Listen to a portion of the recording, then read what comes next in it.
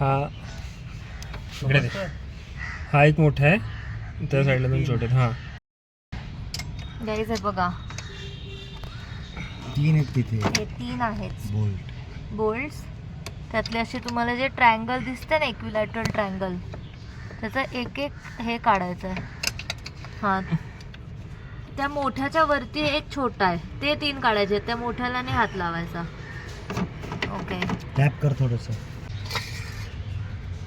दाखवलं का? असं हळूच काढायचं, त्यातनं ऑइल बाहेर येतं फुटकीने, प्रेशरने. बरेच दिवस बदललं नसेल तर. हा फरक आहे प्रोफेशनल बोट काढा, बोट आणि काढा. अमेचरमध्ये. इथनं पण ऑइल सांडतं, त्यामुळे हे काढताना पण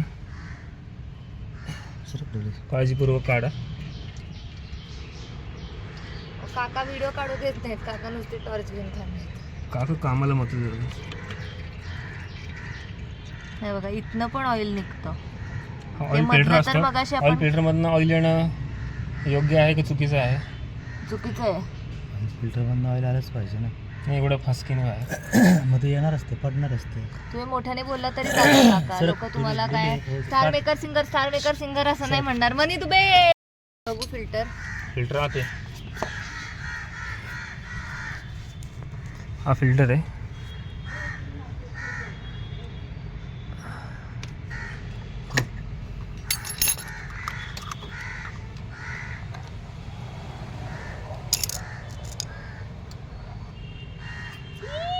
हा आहे ऑइल फिल्टर.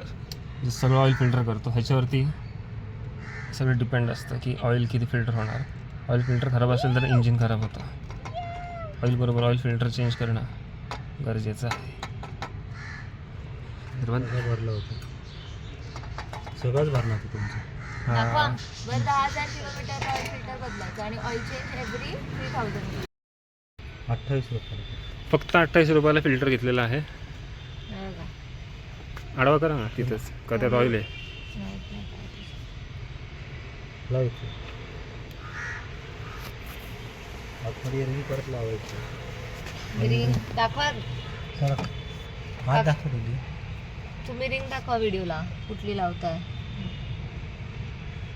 रिंग ती परत लावायची, ती हरवली तर वांदे. हां, ती व्यवस्थित सील होत नाही, फिल्टर होणारच नाही. फिल्टर होणार नाही.